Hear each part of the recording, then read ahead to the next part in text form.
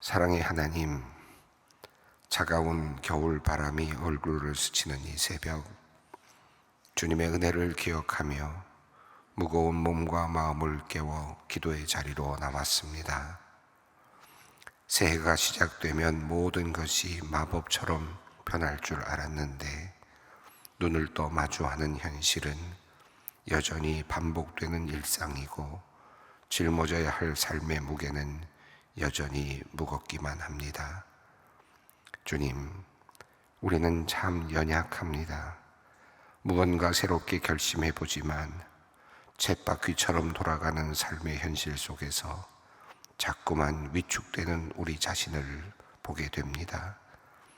마음에는 원이로 돼 육신이 약하도다 하신 주님의 말씀이 바로 우리의 지금 고백입니다. 하지만 하나님, 그래서 오늘 우리는 이 연약함을 가지고 주님 앞에 엎드릴 수밖에 없습니다.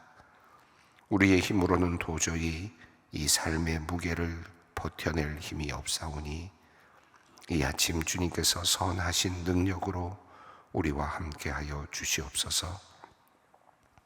찬송과 기도를 올려드릴 때 성령의 생기가 메마른 우리의 삶의 구석구석 번져나가게 하시고 주님의 말씀을 들을 때 기진맥진했던 영혼이 다시 일어설 새 힘을 얻게 하여 주시옵소서. 오늘도 하루의 모든 일과를 모두 주님 손에 올려드립니다. 우리가 계획한 일들이 주님의 선하신 인도하심 속에서 하나씩 순조롭게 진행되기를 소망합니다. 혹시나 예상치 못한 일이나 어려운 문제를 만나더라도 당황하여 넘어지지 않게 하시고 주님께서 주시는 하늘의 지혜로 여유 있게 풀어갈 수 있는 마음의 공간을 허락하여 주시옵소서. 만나는 모든 이들과 관계 속에서 우리가 화평의 도구가 되기를 원합니다. 때로는 불편하고 껄끄러운 만남이 있을지라도 우리 안에 계신 주님의 온유함이 흘러나가 그 만남을 따뜻하게 변화시키는 선한 영향력을 우리에게 허락하여 주시옵소서. 은혜로우신 하나님, 이제 고개를 들어 우리의 이웃과 이 나라의 아픔을 위해 기도합니다. 뉴스를 들을 때마다 마음이 무겁습니다. 관세 폭탄이라는 위협적인 단어들, 끝을 알 수 없는 정치적, 이념적 분쟁들, 그리고 좀처럼 떨어질 줄 모르는 환율과 급등하는 집값 소식에 서민들의 한숨 소리가 깊어갑니다. 겉으로는 평온해 보일지라도 사실 많은 사람들이 보이지 않는 곳에서 경제적인 사투를 벌이고 있습니다. 하나님, 두려운 현실 앞에서 마음을 잡지 못하고 불안해하는 우리를 긍휼히 여겨 주시옵소서. 좌절과 절망 그리고 깊은 탄식으로부터 우리를 건져내어 주시고 이 나라의 경제적 묶인 매듭들을 주님 손으로 친히 풀어 주시옵소서. 무엇보다도 매일 아침 성실하게 일터로 나가 온종일 땀 흘려 일하는 이 땅의 노동자들, 회사원들, 자영업자들을 강하신 발로 지켜주시기를 기도합니다. 정직하게 수고한 대로 열매를 거두기 소망하는 그들의 간절함이 절망으로 바뀌지 않도록 그들의 일터를 견고하게 지켜 주시옵소서. 국가의 흥망성쇠와 개인의 생사화복이 오직 주님의 손끝에 달려 있음을 믿습니다. 주님이 다스시면 풀 자가 없고 주님께서 여시면 닫을 자가 없습니다. 주님의 주권적인 통치가 이 땅에 임하여 경제 회복이 온 가정의 웃음으로 일터와 공동체의 생기로 그리고 소외된 이웃들의 눈물을 닦아주는 실제적인 회복으로 번져나가게 하여 주시옵소서. 이 나라를 이끌어가는 위정자들을 위해서도 기도합니다. 이들이 하나님을 두려워하고 백성을 사랑하는 마음을 갖게 하여 주시옵소서. 맡겨진 직분이나 그에게 주어진 권력이 개인의 영달을 위한 자리가 아니라 국민의 형편을 살피는 선한 청지기의 자리임을 잊지 않게 하시고 공의와 사랑을 실천할 수 있는 담대한 용기와 지혜를 허락하여 주시옵소서. 하나님, 올해 우리 소망교회가 품은 간절한 소망이 있습니다. 이 땅에 선함이 번져가기를 원하며 우리의 생각을 먼저 거룩하게 하기 원합니다. 무엇에든지 참되고 경건하며 무엇에든지 옳고 정결하며 무엇에든지 사랑받을 만하며 칭찬받을 만한 것을 우리의 생각에 먼저 담게 하여 주시옵소서. 그리고 그 선한 생각이 아름다운 우리의 삶으로 행동으로 옮겨지게 하여 주시옵소서. 누군가의 텅 빈 곳을 채우고 무너져가는 공동체를 세우며 누군가의 눈물을 닦아주는 통로가 되길 원합니다. 그리하여 끊임없이 약해져만 가는 이 세상 속에서 하나님의 선하심을 드러내며 세상을 아름답게 하고 살맛나게 하는 우리 소망의 성도들이 되게 하여 주시옵소서. 지휘의 하나님, 오늘도 고통 속에서 주님의 이름을 부르는 성도들을 기억하여 주시옵소서. 수술을 기다리며 떨리는 마음으로 기다리는 사람들, 기나긴 항암 치료의 터널을 지나며 체력과 정신이 바닥난 사람들, 병상에 누워 창밖의 빛조차 제대로 보지 못하는 이들을 긍휼히 여겨 주시옵소서. 부모님의 흐릿해지는 기억과 약해진 거동을 지켜보며 눈물 짓는 자녀들의 마음을 위로해 주시옵소서. 또한 자녀의 아픔이 자신의 아픔보다 더 크게 느껴져서 가슴 치며 기도하는 부모님들의 간구를 주님 들어 주시옵소서. 어제 부인과 수술을 받고 회복 중인 성도를 위해 기도합니다. 큰 수술이 은혜 중에 잘 이루어지게 하심 감사합니다. 잘 회복하게 하시고 건강한 몸과 마음으로 돌아오게 하여 주시옵소서. 더욱 믿음도 깊어지게 하시고 감사도 넘치게 하여 주시옵소서. 아내를 위해 걱정하며 기도하는 남편의 마음 위로하여 주시고 더 깊은 사랑으로 서로를 섬기게 하여 주시옵소서. 말씀을 사모하며 주님 앞으로 나아갑니다. 오늘 하루를 버틸 일용할 양식을 우리의 영혼에 채워주시고 기도로 시작한 이 아침의 평안함이 잠자리에 드는 순간까지 이어지게 하여 주시옵소서. 우리 주 예수 그리스도의 이름으로 기도드리옵나이다. 아멘. 오늘의 말씀입니다.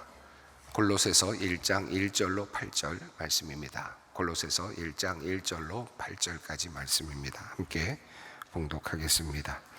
하나님의 뜻으로 말미암아 그리스도 예수의 사도된 바울과 형제 디모데는 골로새에 있는 성도들 곧 그리스도 안에서 신실한 형제들에게 편지하노니 우리 아버지 하나님으로부터 은혜와 평강이 너희에게 있을지어다. 우리가 너희를 위하여 기도할 때마다 하나님 곧 우리 주 예수 그리스도의 아버지께 감사하노라. 이는 그리스도 예수 안에 너희의 믿음과 모든 성도에 대한 사랑을 들었으며 너희를 위하여 하늘에 쌓아둔 소망으로 말미암음이니 곧 너희가 전에 복음 진리의 말씀을 들은 것이라. 이 복음이 이미 너희에게 이르매 너희가 듣고 참으로 하나님의 은혜를 깨달은 날부터 너희 중에서와 같이 또한 온 천하에서도 열매를 맺어 자라는도다. 이와 같이 우리와 함께 종된 사랑하는 에바브라에게 너희가 배웠나니 그는 너희를 위한 그리스도의 신실한 일꾼이요 성령 안에서 너희 사랑을 우리에게 알린 자니라. 아멘. 2026년 새해 1월 6일입니다. 우리가 구약의 말씀을 또 토요일과 월요일에 이렇게 함께 읽어가고 있는데 또 화요일부터는 신약 성경을 또 읽어갑니다. 오늘은 첫 번째 말씀으로 골로새서입니다. 지금 우리가 지난 해부터 계속해서 그 감옥에서 쓴 바울 사도가 옥중에서 쓴 서신으로 알려진 옥중 서신 중에 하나를 쭉 계속 읽어오고 있습니다. 에베소서 그리고 빌립보서를 읽어왔죠. 이번에는 골로새서를 이어서 읽고 있습니다. 우리가 옥중 서신이라고 알려져 있는 서신이 네 가지가 있는데요. 에베소서, 빌립보서, 또 그리고 골로새서, 그리고 빌레몬서가 있습니다. 이 네 서신 중에서 지금 세 번째 서신을 함께 읽어가고 있습니다. 골로새라고 하는 곳에 있는 사람들에게, 신도들에게 보내는 편지라고 할 수 있겠습니다.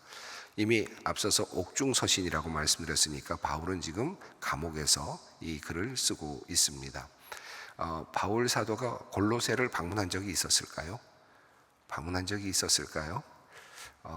사실은 성경 안에 내용을 보면 골로새를 직접 방문한 적은 없었던 것 같습니다. 특히 골로새서를 쓰고 있을 당시에는 특별히 그랬고요. 또 흔적이 거의 없습니다. 바울 사도는 3번의 그 전도 여행을 했지만 골로새를 방문한 적은 없습니다. 또 골로새에 가서 물론 방문한 적도 없기 때문에 골로새에서 교회를 세우지도 않았습니다. 다만 이 골로새는 나름의 다른 방식에 의해서 교회가 설립된 것으로 보여집니다. 그 교회가 설립되는데 가장 중요한 역할을 했던 사람으로는 에바브라라고 하는 사람이 있는 것 같습니다. 이제 본문에 나올 텐데요. 오늘 본문에도 그 얘기가 나왔습니다. 에바브라라고 하는 그런 사람에 의해서 그 골로새 교회가 세워진 것으로 그렇게 여겨집니다.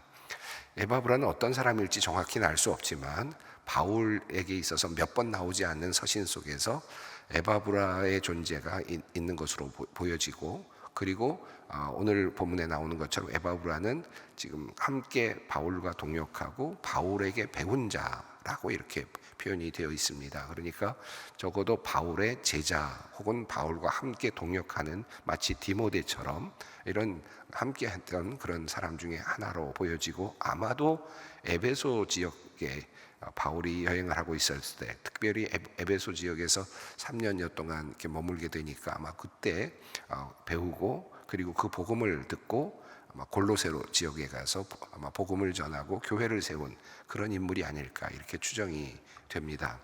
그러면 바울은 어떻게 해서 골로새 지역에 있는 사람들에게 편지를 쓰게 되었을까? 사실 이 에바브라라고 하는 사람의 이름이 몇 번 나오지 않지만 그저 추측을 해보면 빌레몬서에 보면 마지막 부분에 그런 내용 23절인가에 보면 그런 내용이 있는데요. 나와 함께 갇힌 자 된 에바브라라는 표현이 나와요. 그러니까 아마도 감옥에서 에바브라를 만났을 가능성이 있습니다. 그리고 또 골로새서의 뒷부분을 보면 에바브라가 너희에게 문안을 한다라는 말로 보아서 에바브라가 그들에게 현재 없다는 것도 어느 정도 예측이 됩니다. 그러니까 아마도 에바브라는 지금 바울과 함께 감옥에 갇혀 있거나 갇혀 있었거나 하는 그런 정도의 추측이 가능합니다. 바울 사도는 아마 이 에바브라를 통해서 골로새의 교회가 세워져 있다는 것도 들었을 것이고, 교회의 성도들이 어떤 모습으로 신앙생활을 하고 있는지도 들었을 것이고, 그리고 골로새에 있는 교회들에서 생겨날 수 있는 위험적인 그런 문제들에 대해서도 아마 들었을 겁니다.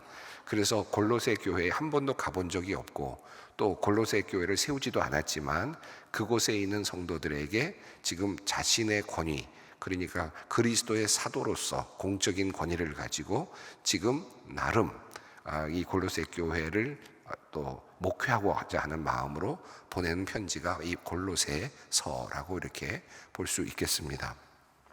골로새 지역이 어디쯤 있을까요? 골로새 지역은 에베소에서 한 180에서 190km 정도 이렇게 떨어진 곳에 있고요. 한번 지도를 한번 만들어졌는지 모르겠는데 지도가 준비되는지 모르겠습니다. 지도를 보시면 이 에베소라는 지역이 보이죠? 에베소에서 지금 쭉 오른쪽으로 쭉 가다 보면 지금 거기에 골로새라고 하는 곳이 있고, 그리고 라오디게아라고 하는 그런 지역이 있습니다. 라오디게아라고 하는 지역에서 히에라폴리스라고 하는 지역하고 이 지역하고 아주 가까이에 있는 곳인데요. 골로새 지역이 에베소에서부터 그 골로새까지는 한 180에서 190km 정도, 그리고 라오디게아와는 한 1마일이니까 한 16km 정도, 이 정도의 거리 밖에 되지 않습니다. 그러니까 라오디게아와 골로새는 아주 가까이 있는 그런 도시였다라는 것을 알 수 있고, 과거에는 그러니까 주전 한 5세기 전부터 1세기, 주전 1세기까지는 골로새 지역이 훨씬 더 번화한 그런 곳이었다고 합니다.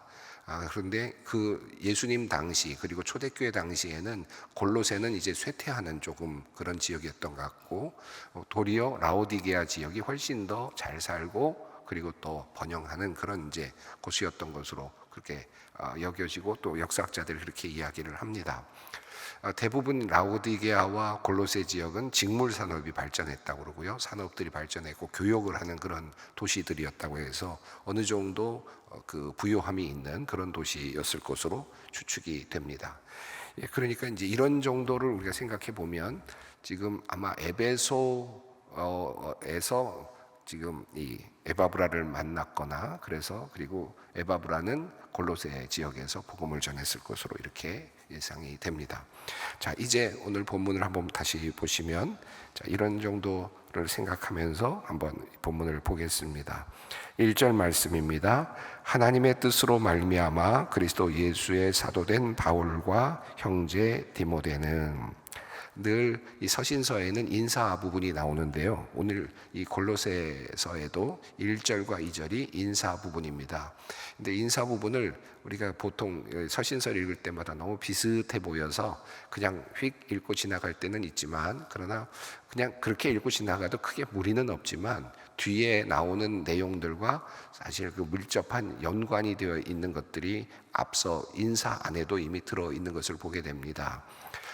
여기도 마찬가지인데요. 근데 어쨌든 1절과 2절을 보면 우선 1절에서 사도된 바울이라고 이렇게 표현을 했습니다. 바울은 지금 내가 사도다라는 사실을 알려주고 있습니다.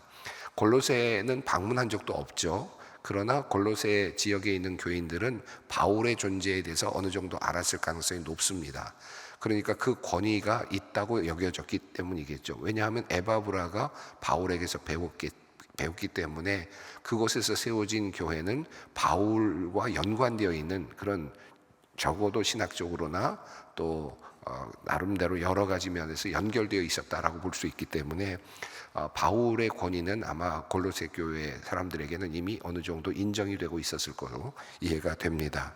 이제 바울은 자신의 그 권위라는 것은 지금 내가 사도다라고 하는 그 권위입니다.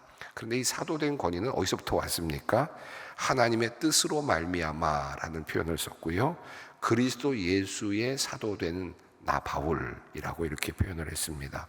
바울은 지금 내가 그리스도와 관련된 사람이고, 그리고 이 모든 일은 하나님의 뜻 가운데서 이루어지고 있다라고 이렇게 표현하면서 지금 자기 자신의 사도성을 이야기하고 이 권위를 가지고 지금 골로새에 있는 교인들에게 다가가기를 원하고 있습니다.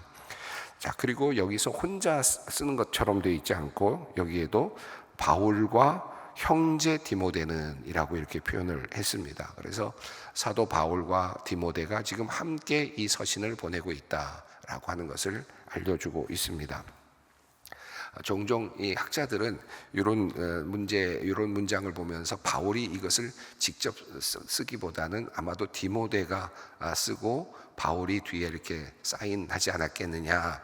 그러나 이 전체적인 내용은 바울의 그 마음이 다 담겨 있는 것은 분명할 거다, 이렇게 이야기하는 분들도 있습니다만은, 어쨌든 지금 사도 바울은 나 바울이 쓴다라고 하는 그런 내용으로 지금 말씀하고 있습니다. 지금 바울의 권위 그리고 바울의 마음이 담겨져 있는 지금 서신이라는 것입니다. 누구에게 보내고 있습니까? 수신자가 2절에 나옵니다. 골로새에 있는 성도들 곧 그리스도 안에서 신실한 형제들에게 편지하노니 우리 아버지 하나님으로부터 은혜와 평강이 너희에게 있을지어다. 자, 여기서 수신자가 나오는데요. 자, 발신자는 누굽니까? 바울이고 그리고 디모데입니다. 그리고 수신자는 골로새에 있는 성도들 곧 그리스도 안에서 신실한 형제들에게 편지한다. 그래서 골로새에 있는 교회의 성도들이라고 말했고요. 근데 여기 보면 2절을 보면 두 가지의 그 내용이 함축되어서 있음을 알 수 있습니다. 우선 골로새라고 하는 지역적 명칭이 나왔습니다. 그러니까 골로새라고 하는 지역에 살고 있는 사람들입니다. 그들을 성도들이라고 이렇게 불렀습니다. 그런데 그 골로새에 있는 성도들은 누구입니까?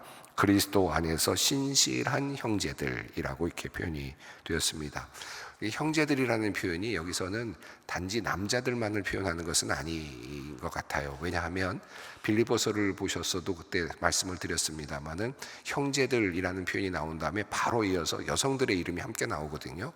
그러니까 형제들이라는 말 속에는 이 여성과 남성이 포함된 그런 의미의 그런 표현이라고 볼 수 있겠습니다. 뭐 그게 그렇게 중요한 것은 아니지만 또 여기 왜 여성이 없나라고 생각하는 분들에게는 이것이 그렇게 걸림돌이 될 만한 내용은 그 당시 문화적으로 아니다라는 의미를 말씀드리고 싶습니다. 신실한, 그래서 어떤 성경들은 신실한 형제 자매들에게라고 이렇게 풀어서 한 성경들도 꽤 많이 있습니다. 영어 성경에도 그런 성경도 꽤 많이 있습니다. 어쨌든 그리스도 안에서 신실한 사람들에게 보낸다라고 말하고 있습니다. 그래서 이 두 가지가 있는데, 하나는 골로새에 살고 있는 성도, 그들은 누구인가? 그리스도 안에 살고 있는 신실한 사람들이라는 그런 내용입니다. 두 개의 세상입니다. 하나는 그리스도 안에 살고 있는, 그렇죠? 그리스도 안에 살고 있는 사람들이고, 그리고 또 하나는 골로새에 살고 있다. 이 두 개의 그 하나의 중심점이 있습니다. 두 가지 세상 안에 살아가는 사람들이다. 우리 성도들이 누굴까요? 사실 우리도 마찬가지죠. 우리도 누구입니까? 우리는 지금 서울이라고 하는 지역에, 강남이라고 하는 지역에, 바로 이 압구정동이라고 하는 이 지역에 살고 있는, 또 이 지역에서 교회를 섬기고 있는 성도들이죠. 그러나 이것은 우리의 지정학적인 어떤 하나의 자리이죠. 또 하나는 그리스도 안에 살고 있고, 그리고 신실하게 그리스도 안에서 살아가고 있는 사람들이다. 이 두 개의 정체성, 사실 이 두 개의 정체성이 하나이지만 동시에 사실은 때로는 이 두 개의 정체성이 상당히 부딪힐 수도 있을 것입니다. 왜냐하면 그리스도 안에 산다라는 말의 뜻은 뭐냐면 그리스도의 지배 아래 산다. 그리스도의 그 능력 아래 산다는 뜻이니까 모든 주권을 그리스도에게 넘겨준 사람들이란 뜻이거든요. 그리고 그리스도와 접붙여 있다는 의미입니다.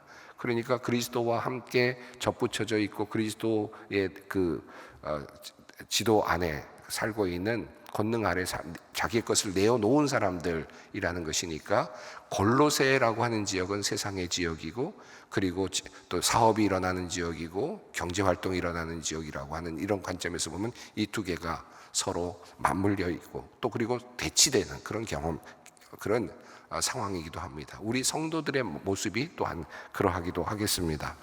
그런데 바울은 이런 두 개의 속성을 이야기하면서 이야기할 축복의 말을 전하는데요. 우리 하나님으로부터, 아버지 하나님으로부터 은혜와 평강이 너희에게 있을지어다 라고 이렇게 표현을 했습니다. 은혜와 평강이 있을지어다. 이 세상에서 이 두 개의 그 가운데서 살아가고 있는 너희들에게 하나님께서 은혜를 베풀어 주시고, 그리고 너희 안에 이 둘 사이에서 흔들림이 없는 평안함이 있기를 바란다 라고 이렇게 표현하고 있습니다. 일상적인 인사 같지만 사실 우리 안에서 2절의 말씀 속에 사실 우리 마음, 하나님을 믿는 우리들에게 주시는 또 다른 메시지가 사실 숨겨져 있다고 할 수 있겠습니다.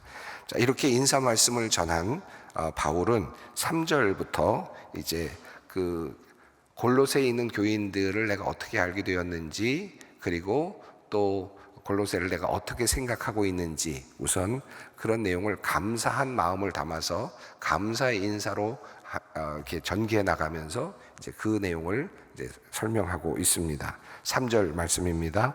우리가 너희를 위하여 기도할 때마다 하나님 곧 우리 주 예수 그리스도의 아버지께 감사하노라. 자, 내가 너희를 생각할 때마다 감사한다. 빌립보 교회를 위해서 생각할 때마다 내가 기뻐한다라고 했잖아요. 기뻐하고 감사한다라고 했는데, 여기서는 기뻐한다는 말보다는 사용되지는 않았지만 우리 아버지께 감사한다. 내가 너희를 직접 방문하지도 않았고 그리고 그곳에 교회를 세우지도 않았지만 너희로부터 들려오는 소식을 들으면서 내가 참으로 감사한다 라고 말합니다. 자, 감사하는 이유가 4절에 나오는데요, 4절과 5절입니다. 함께 읽습니다. 이는 그리스도 예수 안에 너희의 믿음과 모든 성도에 대한 사랑을 들었으며 너희를 위하여 하늘에 쌓아둔 소망으로 말미암음이니 곧 너희가 전에 복음 진리의 말씀을 들은 것이라.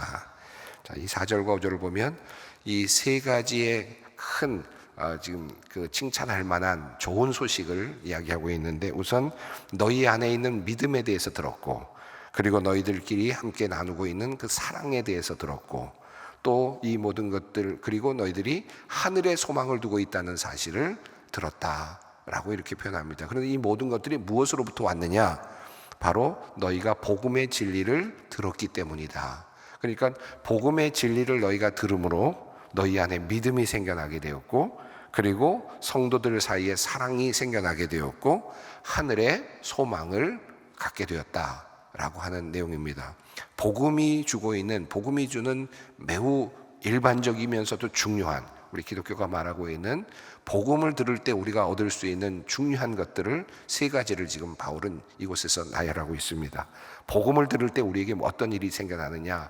그리스도의 복음을 들을 때 첫 번째 믿음이 생겨나고, 두 번째는 그 성도 간의 사랑이 생겨나고, 하늘의 소망이 생겨난다. 지금 이런 내용을 적고 있습니다. 그리고 이 복음이, 자 6절 함께 읽겠습니다. 이 복음이 이미 너희에게 이름에 너희가 듣고 참으로 하나님의 은혜를 깨달은 날부터 너희 중에서와 같이 또한 온 천하에서도 열매를 맺어 자라는도다. 자, 이 복음이 지금 그 골로새에 이르렀고, 누구를 통해서 이르렀습니까? 에바브라를 통해서 이르렀고, 너희는 그 복음을 들었고, 그리고 그것을 깨달은 날부터 너희들은 지금 열매를 맺어가고 있다. 그러니까 온전한 복음을 지금 받아들인 골로새 교회는 지금 믿음이 생겨났고, 그리고 또 성도들이 서로 사랑하게 되었고, 그리고 하늘의 소망을 갖게 되었고, 점점 더 그것을 통해서 아름다운 열매를 맺어가고 있다라고 하는 내용입니다. 이게 뭐 그렇게 중요한가라고 생각할 수 있겠지만, 실은 지금 바울이 말하고 있는 것은 이것이 가장 아름답고 가장 정상적인 것이라는 겁니다. 사실 그 이야기를 하고 싶은 겁니다. 당연한 얘기 같은데 지금 그렇지 않을 수 있거든요. 그런데 너희가 지금 이렇게 자연스럽게 자라나고 있는 이 평범한 그 현상, 평범한 일상이 너무나도 귀한 것이다 라는 사실을 지금 바울은 이 안에 암시적으로 담고 있습니다. 뒤에 나오는 이야기들은 이제 거짓 교사들 때문에 얼마나 어려움이 일어날 수 있는지에 대한 위험성을 이야기하고 있기 때문에 이 평범한 일상이 얼마나 귀한 것인지, 너희가 제대로 된 복음을 듣고 그 복음 때문에 믿음이 생겨나고, 그 믿음 때문에 서로가 서로 사랑하게 되고, 그리고 하늘의 소망을 두면서 살아갈 수 있다는 이것이 얼마나 큰 행복인 줄 아느냐라고 하는 이 이야기를 지금 우리에게 먼저 전하고 있는 것입니다. 오늘은 우선 여기까지 좀 보겠는데요, 우리가 일상적으로 살아가고 있는 우리들의 신앙의 현실, 우리 소망교회 안에서도 마찬가지죠. 새벽에 나와서 기도하고, 또 이 기도하면서 말씀을 들으면서 믿음이 조금씩 자라나고, 그리고 서로 성도들이 조금씩 더 사랑하게 되고, 그리고 하늘의 소망을 가지고 살아가는 이 평범해 보이는 신앙의 일상이 사실은 매우 귀중한 것이다. 이 마음을 품으면서 오늘 믿음으로 또 기쁨으로 하루를 시작했으면 좋겠습니다. 함께 우리 기도의 자리로 나아가겠습니다. 하늘에 계신 우리 아버지, 아버지의 이름을 거룩하게 하시며 아버지의 나라가 오게 하시며 아버지의 뜻이 하늘에서와 같이 땅에서도 이루어지게 하소서. 오늘 우리에게 일용할 양식을 주시고, 우리가 우리에게 잘못한 사람을 용서하여 준 것 같이 우리 죄를 용서하여 주시고, 우리를 시험에 빠지지 않게 하시고 악에서 구하소서. 나라와 권능과 영광이 영원히 아버지의 것입니다. 아멘.